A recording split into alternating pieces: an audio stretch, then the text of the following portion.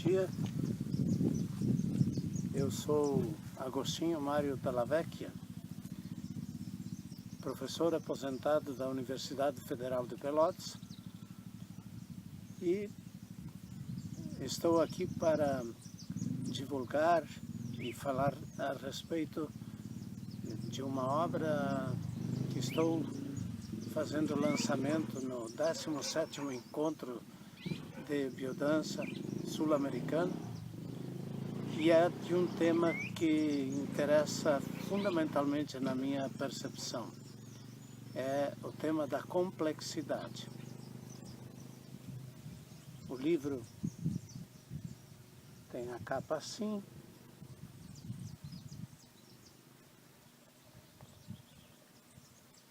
o verso, o dorso. Por que o tema complexidade? Porque ele tem uma importância fundamental na vida e na história hoje, assim como todo pensamento ocidental está tendo na configuração da nossa cultura, da nossa organização social, na organização das instituições, e esse sistema de pensamento que está baseado filosoficamente no encadeamento de vários autores, várias linhas filosóficas originárias desde a Grécia Antiga, passando por Roma, Idade Média. Esse sistema que nós estamos vivendo hoje na sua plenitude praticamente, está mostrando toda a sua coerência em todos os níveis da vida, tanto econômica, política, social, cultural, vivencial, comercial, em todos os sentidos. O mesmo pensamento está organizado, estruturado, dinamizado e reproduzido constantemente, e hoje, inclusive, através de uma tecnologia cada vez mais avançada, maravilhosa por um lado, mas que está servindo também para essa perspectiva mais profunda do nosso sistema ocidental, que é uma perspectiva de dominação. Então, compreender de uma forma assim, de uma forma fundamental, em seus diferentes níveis, essa teoria que compõe o antropocentrismo moderno e que gera, por consequência, toda uma organização cultural, social e de relações, é fundamental para entender as coisas que acontecem no dia a dia. E para a gente poder se situar de uma forma mais consciente e mais profunda. Agora, por que eu venho com a teoria da complexidade? Por justamente compreender, dentro do meu modo de conhecer, e dentro da minha compreensão, evidente que tem suas falhas, tem seus limites, e graças a Deus a complexidade mostra exatamente a existência de um pensamento aberto, de um pensamento que flui semelhante à própria vida. A vida é movimento e, portanto, o conhecimento sempre está em transformação também. Então, a vida é dinâmica, o pensamento, o conhecimento é dinâmico também. Mas a partir de quê? Do princípio da própria vida. Então, a complexidade é um tipo de teoria que está se configurando, que está ganhando corpo e que junta a convergência de inúmeras formas de pensamento, de inúmeras fontes, né? Grande número de pessoas, pensadores, cientistas, pedagogos, né? Médicos, agentes de saúde, todos têm uma convergência mostrando de uma forma assim cada vez mais crescente e, podemos dizer, integrada, de que o conhecimento ele tem essa forma dinâmica. Ele não se estrutura, ele não se limita a termos absolutos. Portanto, sempre temos que relativizar, porque, digamos assim, eu, como fui estudante de filosofia, eu tive um momento o momento em que eu entrei no curso de filosofia em 1973, não, em 1969, no início nós éramos estudantes de filosofia, assim, pela primeira vez, e a nossa compreensão era aquela compreensão aristotélico, tomista, etc., né? Que nos dava uma visão, uma certeza e uma convicção de que a filosofia era fundamental e aquele era o jeito de pensar o mundo, aquelas eram as questões filosóficas fundamentais que a gente se colocava. Mas depois, passando pela filosofia, evoluindo o curso, passando pela filosofia medieval, entrando na filosofia moderna com todos os seus nuances, a filosofia moderna seria a filosofia toda que expressou e deu fundamento ao sistema moderno, que é um sistema baseado na ideia de que o homem é o centro do mundo. Na Idade Média se pensava que Deus era o centro do mundo, mas um Deus pensado dentro daquela ótica já greco-romana. Então, esse Deus foi pensado, organizado e sistematizado, caracterizado como um Deus que interessava ao sistema vigente naquele momento. Foi um Deus usado para o sistema de poder. Depois disso, e substituindo e transmutando esse sistema, vai surgir das periferias daquele sistema medieval, que vai dar origem ao sistema moderno, vai surgir o pensamento antropocêntrico, que é um pensamento que está centrado sobre o próprio homem. E esse antropocentrismo, ele ganhou corpo assim, a nível de filosofia, colocando o homem como centro do universo, como o homem articulador de tudo aquilo que existe, de tudo aquilo que é. E nesse fundamento, daqui a pouco, a economia começou a ser pensada também com essa visão que a filosofia trazia. A filosofia do mundo moderno e contemporâneo é uma filosofia baseada nos pressupostos gregos, né, nos pressupostos medievais e também nos pressupostos modernos. Então, ele tem uma compreensão de que o mundo, a realidade, é algo que pode ser compreendido pela nossa racionalidade.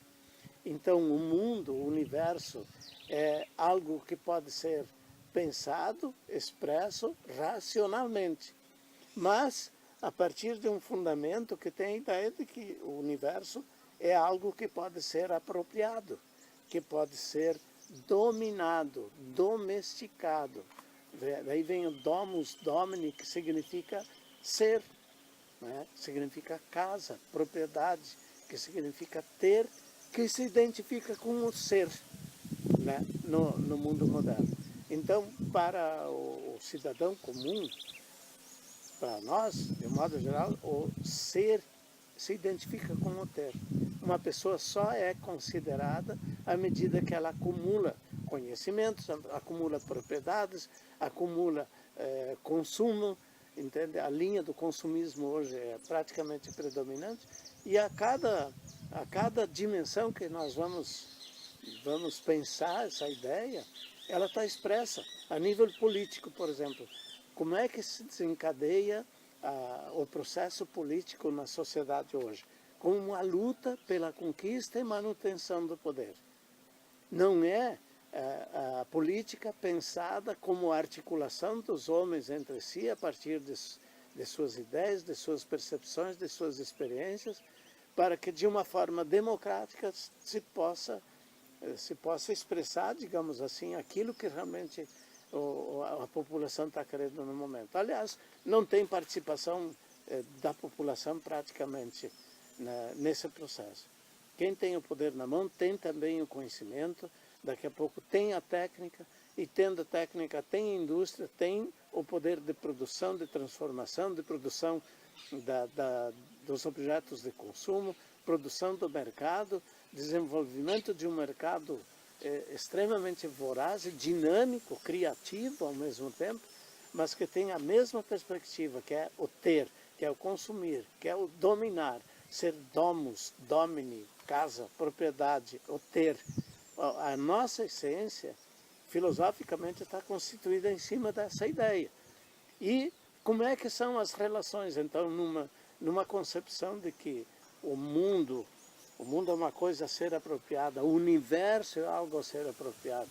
Daqui a pouco se pensa em dividir a Lua em propriedades e vender, né? Daqui a pouco se pensa na conquista do universo, não é na integração com o universo, não é numa olhada integradora, afetiva com o universo. É uma visão racional que se pretende técnica, se pretende de dominar teu domínio sobre o universo. E mal o homem percebe que é de extrema fragilidade também ao mesmo tempo, né? Então, como é que ficam as relações numa sociedade que é pensada assim? A vida é uma corrida para o poder, para o ter.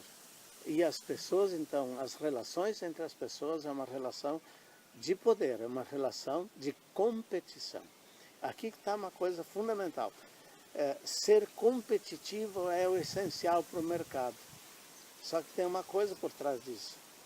Onde existe competição, existe um vencedor e um vencido, né? E se dá legitimidade a essa perspectiva, onde alguns vão se adonando, vão se apropriando do universo inteiro, de tudo aquilo, né? Eu escutei um dia alguém falando que a indústria, por exemplo, no mundo, está na mão de não mais que 40 famílias. Então, imagina a capacidade de domínio, de manipulação, de condução, né? de sugestão que vai ter um mercado que produz determinadas coisas que são consideradas essenciais para a vida a cada momento. Então, voltando à coisa principal aqui, é que a concepção de que as relações fundamentalmente são competitivas é uma concepção que caracteriza a afetividade, a relação um com o outro, a relação homem-universo, a relação homem consigo mesmo dentro de uma visão da afetividade profundamente patológica. Quem afirmou isso é um autor genial da concepção da biodança, do modelo teórico da biodança, que disse um dia, a competição é a patologia afetiva mais profunda, é a doença do amor mais grave que existe e hoje ela domina todas as dimensões da vida da sociedade. Se você pega qualquer dimensão econômica, o mercado é perpassado pela competição. E não vem dizer que a competição é saudável. Não existe competição saudável. Segundo, a política é perpassada pela luta e pela manutenção do poder, pela conquista e manutenção do poder.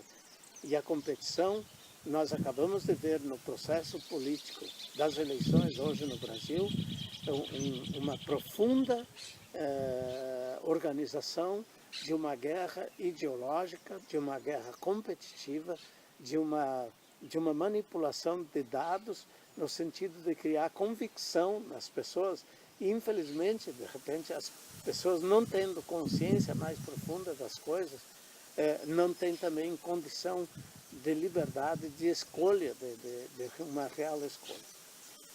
E então, essa patologia, nós vamos ver que ela perpassa também o sistema educativo, né? É o sistema educativo que tem como perspectiva oferecer para o ser humano um processo chamado educativo, né? E na nossa escola, tanto na escola tradicional como na escola de hoje, que tenta se voltar cada vez mais para a técnica e não facilitar o processo de conscientização das pessoas, a educação também está fundamentada na ideia da competição, né? Eu estudo para ser um vencedor na vida. Eu fui professor universitário, muitos anos, sou aposentado, e eu vi jovens que entram com um entusiasmo emocionante na universidade, né? Que se empolgam, que estão sorridentes, estão assim imbuídos daquela vontade de crescer, a própria universidade muitas vezes canaliza o processo do ensino e das relações professor-aluno para um processo assim, de profunda decepção dos estudantes. Porque a educação nas universidades, nas escolas de um modo geral, e na defasagem imensa que nós estamos, sem culpar, digamos, alguém, assim, o professor, por exemplo, como o único responsável disso. Mas a nossa educação está preparando o homem para a competição, está preparando tecnicamente a pessoa para ser uma vencedora na vida.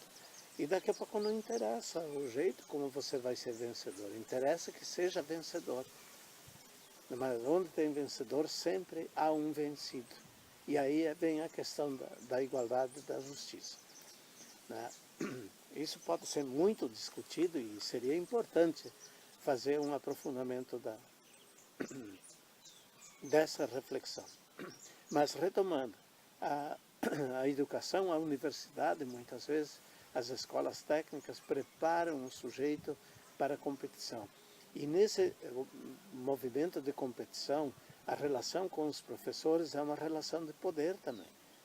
Às vezes o professor é bem intencionado, tem uma formação pedagógica, mas ele não consegue instaurar um processo pedagógico de uma afetividade mais sadia com os próprios alunos. O que predomina ainda é o número, é a capacidade de memória, é a capacidade de se habilitar tecnicamente, e o restante não interessa muito. Então, a decepção que o aluno é levado dentro de 5 ou 6 meses na universidade é uma verdadeira frustração. E aí, muitas vezes, ele segue o processo da educação dentro da própria universidade, de uma forma muito mais desestimulada, de uma forma onde não se investe no potencial do aluno, e sim na repetição de conhecimentos. Né? Se você vai olhar a nível das relações homem-mulher, está bem evidente nos últimos fatos que ainda continua uma competitividade. Tanto é que a mulher no mercado, eu estou agradecendo e achando que é extremamente importante. Dentro da trajetória da universidade, eu verifiquei ao vivo, né, o processo de ingresso cada vez mais amplo e mais profundo da mulher em todos os cursos universitários. Né? Tinha cursos que antes não aparecia uma mulher numa sala de aula. Agora, em todas as dimensões, a mulher está entrando com esse potencial, com essa possibilidade. Não, ela continua, ela tem a mesma formação cultural, ela é competitiva, mas ela, como mulher, tem possibilidade de trazer novos elementos integrativos e esperamos que isso possa acontecer. Mas a relação homem-mulher na sociedade, na família, está ainda hoje também baseado na questão do poder. E, assim, podemos observar que as relações, a relativização de valores, que é uma das maiores investidas que o sistema está fazendo hoje, a relativização dos valores fundamentais da ética, do cuidado, do cuidado com a terra, do cuidado com as pessoas, do cuidado com a natureza, é totalmente esquecido. Tem gente que debocha dessas coisas e que apregoa que, de fato, a pessoa deve ser competitiva. Eu já vi, como falei antes, eu vi alunos entrarem na universidade e daqui a pouco se tornarem profissionais de sucesso, e tu um dia desses fica sabendo que o tal professor, engenheiro de sucesso, de acúmulo de riqueza e dinheiro, morreu de infarto. Né? Então, não há uma coerência da vida quando se coloca a competição como meio de se estabelecer na relação com o mundo. E as pessoas estão recheadas de doenças, né, dessa falta de integração com a natureza, consigo mesmo. O universo do afeto está extremamente capenga, digamos, nas relações. Muitas vezes as pessoas se aproximam por interesse, e usam até mesmo de alguma coisa afetiva para poder estabelecer o domínio sobre o outro, se aproveitar do outro. Sem, vamos dizer assim, numerar e explicitar, por exemplo, o universo da tecnologia, dos recursos de informática, dos recursos que existem na possibilidade da indução e da criação de desejos nas pessoas que o mercado usa. Os recursos são utilizados pela televisão com técnicas, com tecnologias de toda a ordem, integradas ao conhecimento do processo ideológico, dos processos de absorção, dos sentidos, da sensibilidade do ser humano, canalizados, então, para esse processo de divulgação do mercado, de instauração de um mercado que visa o lucro de uma minoria. A competição perpassa absolutamente todos os meios, vamos dizer assim, de recreação. A competição está em todos os níveis da vida, rearticulados, reproduzidos nesse processo.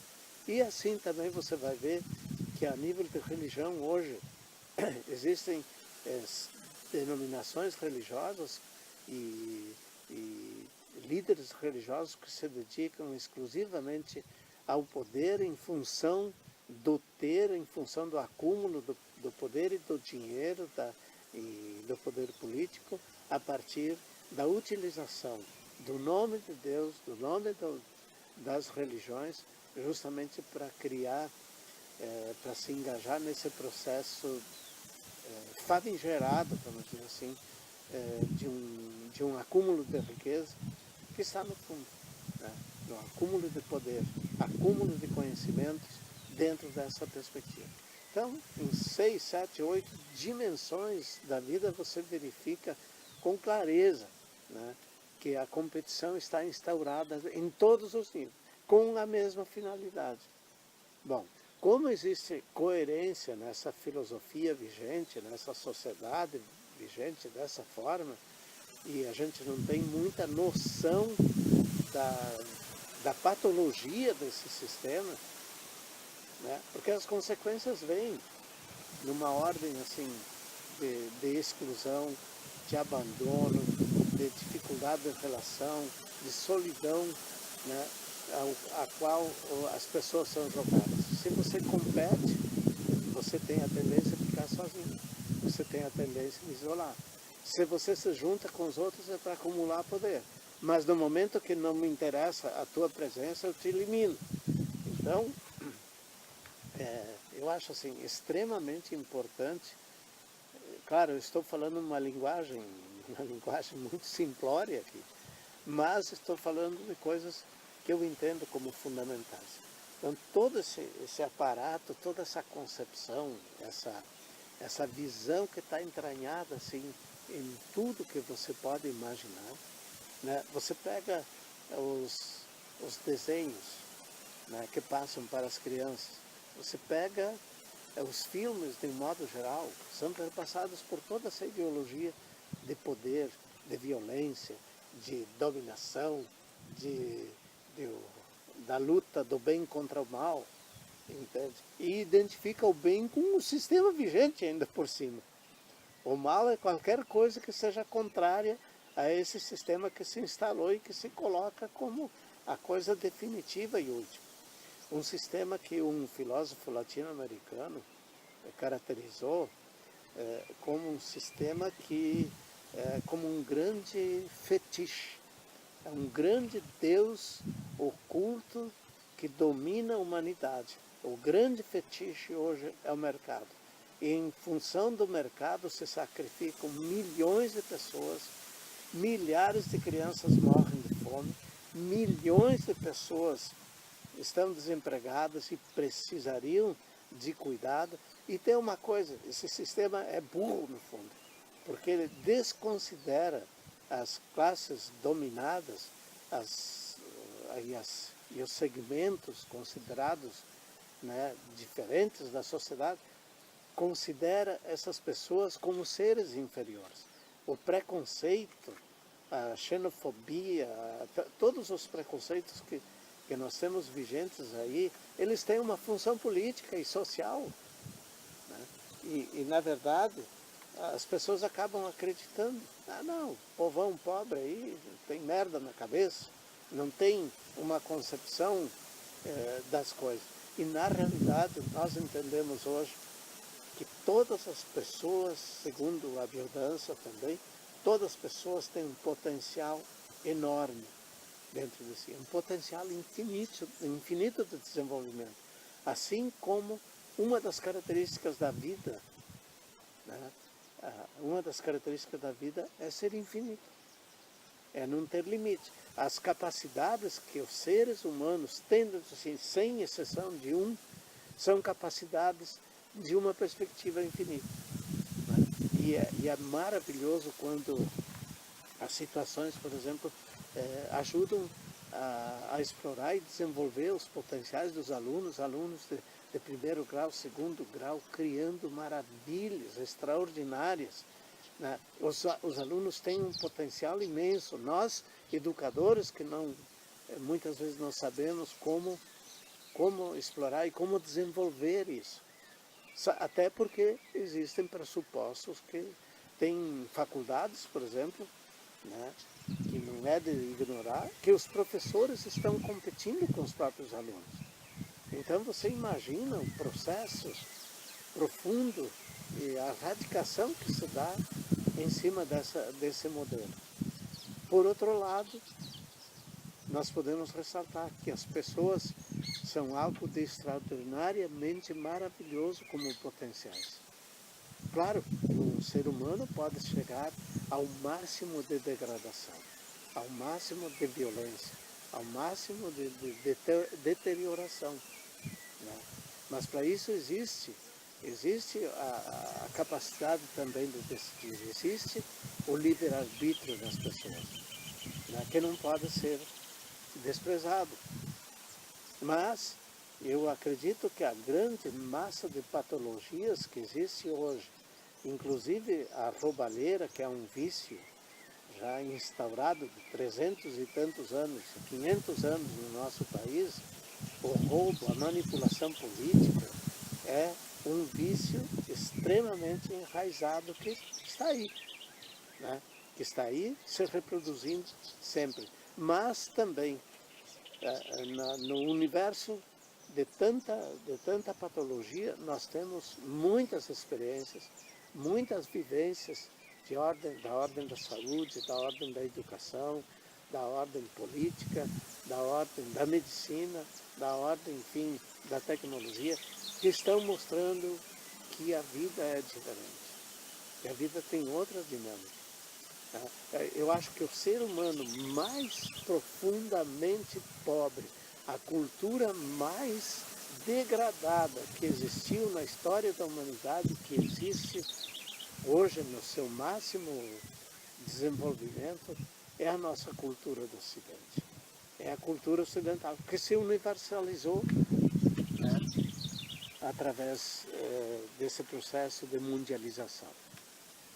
Bom, todo esse papo, toda essa conversa longa a respeito desse assunto é para dizer assim, de muitos lados, com muitas convergências da educação, da filosofia, dos poetas, dos cientistas, dos médicos, das experiências de saúde comunitária, né?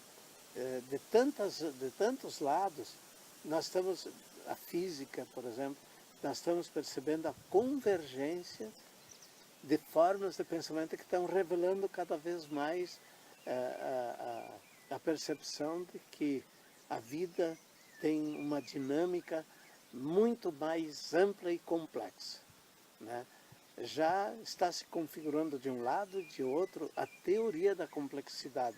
Então, a teoria da complexidade, né, é uma teoria que está querendo dar conta, aos poucos, dessa nova forma de pensamento, dessa nova percepção da realidade, dessa nova percepção do mundo, né? É isso que é encantador, porque é algo novo. E o que tem a complexidade? É a nova, possivelmente vai ser a nova forma de sistematizar, organizar, ver e dar vigência institucional a uma concepção de mundo, a uma visão de mundo, a uma forma de ser e de viver que não cabe na dimensão da competição e da guerra. Né? Esse sistema belicoso, ele também deve estar destinado ao desaparecimento à medida que, aos poucos, as pessoas forem capazes de compreender e de começar a viver uma relação mais afetiva e amorosa de cuidado consigo, uma relação mais afetiva e amorosa com as outras pessoas da família, afetiva e amorosa. Por exemplo, eu fui professor universitário de segundo grau, de primeiro grau. Eu lembro como no começo do meu trabalho, e tem alunos que lembram até hoje, eu era uma pessoa que tinha um certo medo de lidar com as pessoas. O que o medo leva a gente? Leva a gente a se tornar autoritário. Não era que falta de competência, nem de conhecimento, nem de esforço para fazer um bom trabalho. Mas era uma questão de ordem afetiva. Interessante, né? Na relação de medo com os alunos, por exemplo, a tendência é você se impor, e você se impor com os meios que tem, dentro daquela concepção de autoridade que nós tínhamos herdado. Então, no momento que eu, inclusive por ter vivenciado, me integrado no movimento da biodança, ter feito formação aí dentro e ter me encantado com a teoria, eu sempre fui filósofo e historiador, né? Ter me encantado com a teoria da biodança, que aparecia como uma teoria nova, com uma visão de homem essencial, assim, diferente, eu comecei também a perceber que eu podia confiar num trabalho onde estabelecesse a confiança e a relação afetiva com os alunos. Né? E aí eu descobri com humildade, né, que a autoridade do professor na sala de aula depende da capacidade afetiva de integração com teus alunos. É evidente que foi um processo e que seria um processo ao infinito, mas eu percebi que a partir do momento que eu tinha essa relação, o fundamento da minha autoridade não era mais aquelas formas tradicionais, mas o fundamento da minha autoridade estava na minha relação de amizade, de qualificação, de valorização do meu aluno. Claro que isso foi um processo longo e deve ter muitos alunos que até hoje têm uma visão crítica e que me criticam até hoje, né, pelas falhas, pelos erros, pelos limites, e todos nós temos isso. Mas eu reconheço e testemunho que, para mim, a biodança trouxe essa capacidade de uma integração afetiva melhor com os alunos. E aí eu compreendi também mais profundamente o próprio Paulo Freire e toda uma linha de libertação e transformação na educação, porque é o afeto que entra como fundamento. E a gente não fica mais com medo. Quando a gente tem a amizade, tem a relação, tem a qualificação do aluno, tem a valorização daquilo que ele faz, a gente valoriza o conhecimento, respeita o seu processo de crescimento, a gente tem uma relação tranquila, né, de autoridade. Claro que tem até o aluno que tenta se aproveitar disso para poder te explorar. Mas tudo vai depender da forma como você conduz. E quanto mais a gente for capaz de integrar o afeto, a vida, no processo do conhecimento, melhor fica aquela construção do conhecimento. É evidente que nós temos que ter um conhecimento firme, seguro, qualificado, do sistema vigente que está aí. Nós temos que ter, de uma forma ou de outra, a nossa participação política na sociedade, e eu acredito que o professor, como eu, o professor de filosofia e de história, tinha muita coisa a ser oferecida para um processo de conscientização, né? Mas feito de uma forma afetiva integrada, entende? Que não desqualifica o conhecimento. Não significa que agora, vou ser bonzinho com o aluno, tapinha nas costas, está passado. Não significa isso. Significa uma maior responsabilidade de amor e de cuidado com aquela pessoa, de respeito pelos potenciais daquela pessoa, de qualificação da expressão do aluno. E eu fazia a pergunta na sala de aula, qual é a coisa que você mais lembra desde a sua infância a respeito do professor ou professora? Todas as referências, 99% das referências que os alunos traziam eram referências de ordem afetiva. Ou o professor tinha sido cuidadoso, tinha dado um momento de atenção para aquela criança que estava precisando, mesmo que fosse de outra situação, de outro cuidado, não só o conhecimento, mas foi atencioso e direcionado, por exemplo, para a necessidade daquele aluno especial, diferente, né? Estabelecendo uma relação de tranquilidade na sala de aula, o aluno vai fazer referência ao professor por uma situação afetiva que teve significado para ele. Ou também uma situação negativa, né? Por exemplo, a dificuldade com a matemática, por exemplo. Às vezes era uma questão de memória e às vezes a atenção da professora. Eu acho genial a professora que consegue afetivamente lidar com seus aluninhos e dar atenção especial para cada um na medida do possível, e de repente ela, com aquela coisa amorosa, ajuda uma criança a desenvolver o gosto pela matemática, por exemplo. Compreende? A matemática é uma coisa bem...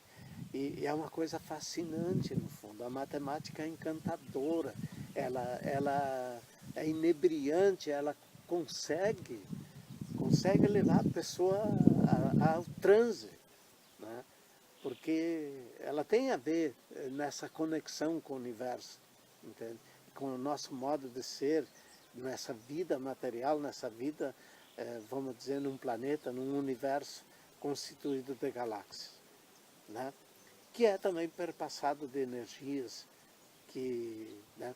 Então, a educação, por exemplo, falando nessa linha da complexidade, a educação que se integra, que procura integrar o processo de construção do conhecimento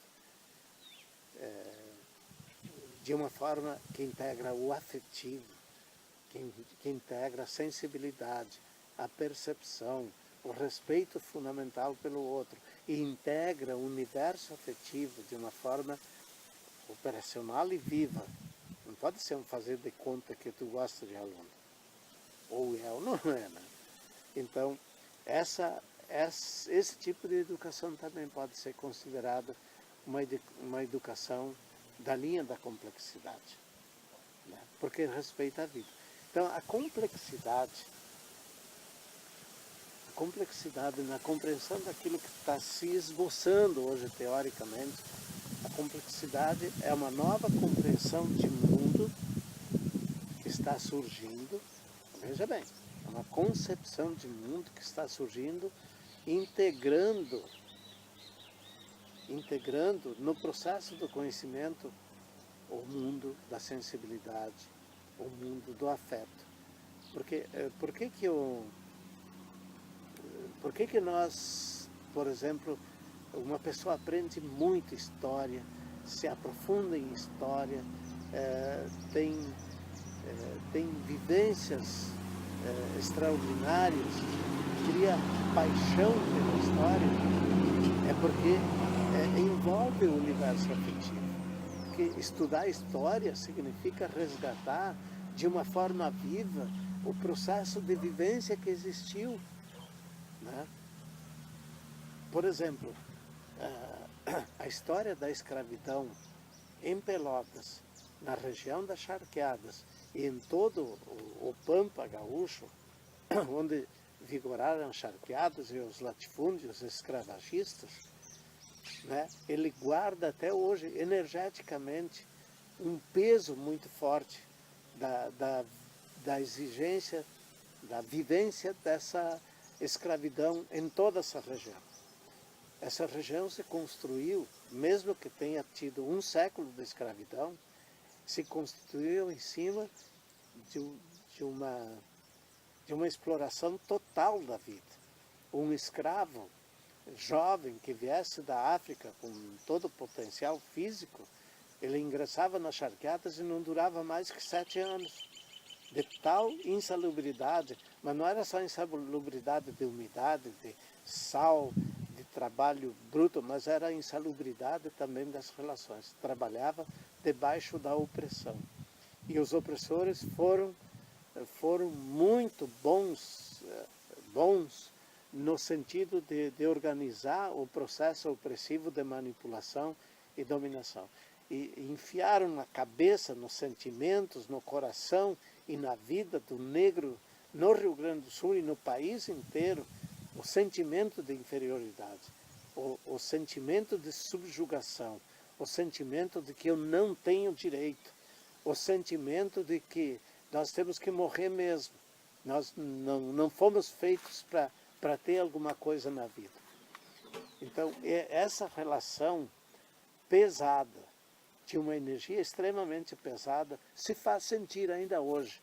Eu me atrevo a dizer, se faz sentir ainda hoje sobre o céu de Pelotas, né? Sobre essa região toda. E os sinais da escravidão estão por toda parte. Eu tive a possibilidade de fazer uma investigação longa sobre a escravidão na região, sobre as relações da escravidão. Eu tive oportunidade de fotografar, desejaria publicar, fotografar as casas escravistas ainda com aqueles estilos, com aquela arquitetura e com as senzalas ainda existentes, os sinais visíveis.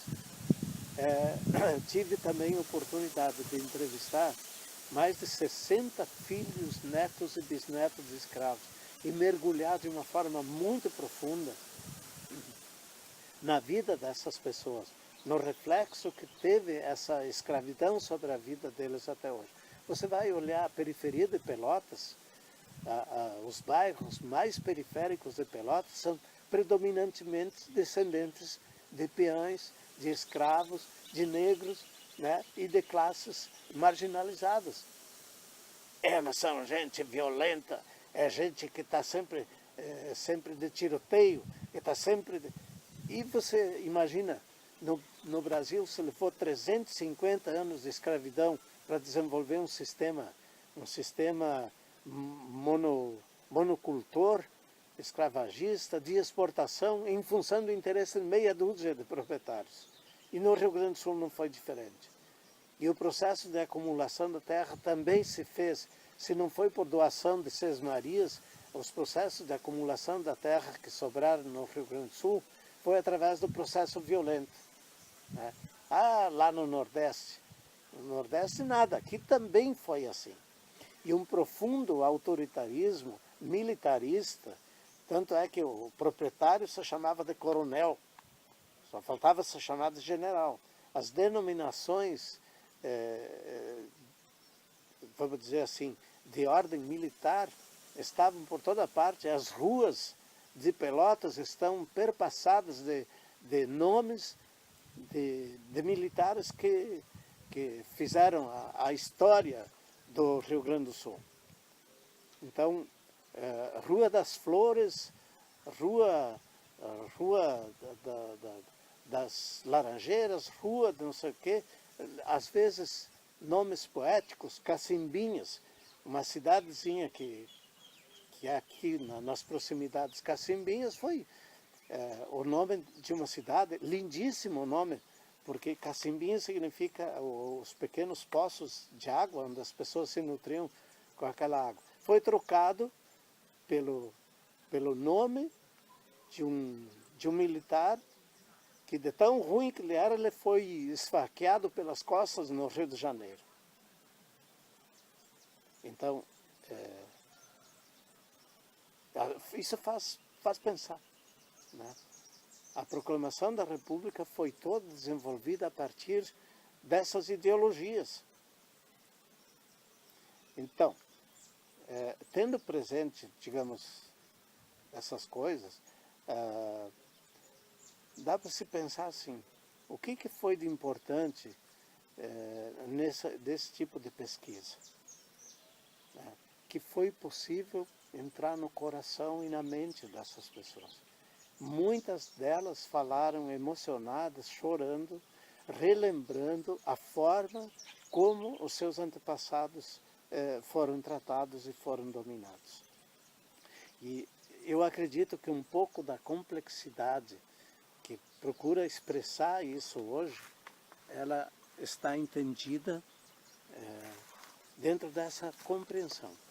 O conhecimento e a vigência, vamos dizer assim, das instituições, da organização social, da cultura, ela tem que integrar não só um conhecimento técnico, né, que também existe, né, que tem o seu valor, mas a compreensão da sociedade, a compreensão de uma educação, né, a compreensão de uma instituição tem que integrar essa dimensão viva do afeto, da sensibilidade, da percepção. Não se trata de condenar ninguém, porque a história ela aconteceu do jeito que é e ela pedagogicamente nos serve para perceber aquilo que é bom e aquilo que também não se precisa mais. Então, complexidade, no meu entendimento, é a nova teoria que está surgindo buscando integrar, né, o saber, a experiência, a vivência, a percepção afetiva das coisas, né, a percepção sensível, poética, ética, né, nesse sentido pedagógica, para poder construir esse pensamento, para poder expressar esse pensamento e permitir a todos os níveis da vida, econômica, política, educativa, familiar, recreativa, religiosa, pedagógica, essa articulação integrada. Por isso que o conhecimento passa a ser um conhecimento que não é absoluto e não termina, ele sempre evolui. Quando eu terminei a filosofia, quando eu desenvolvi o curso de filosofia, eu percebi que a cada momento parecia que a gente tinha tudo na mão. O conhecimento da filosofia moderna, por exemplo, vai ser uma grande coisa. Daqui a pouco entramos na fase de estudo da percepção marxista do mundo. Então parecia que aquilo respondia a tudo. Daqui a pouco surgiu na América Latina de um alinhamento com a filosofia marxista, a filosofia da libertação. Parecia que estaria respondendo tudo, e foi extremamente importante. A filosofia da libertação surgiu integrada num instante, num movimento que a palavra libertação estava na educação, estava na política, estava nas Califórnias da canção, estava nas artes, estava na ética, estava na teologia, estava na filosofia, em todo sentido, né? Foi super importante aquele momento. Em 85, na Universidade Católica de Pelotas, nós estávamos promovendo um simpósio latino-americano de filosofia da libertação. E depois acabou nem mais virando moda. Tão surpreendentes são as coisas. Mas hoje nós estamos percebendo que, nascendo de todas as partes, está surgindo essa ideia da complexidade, de uma compreensão mais aberta, mais desafiadora.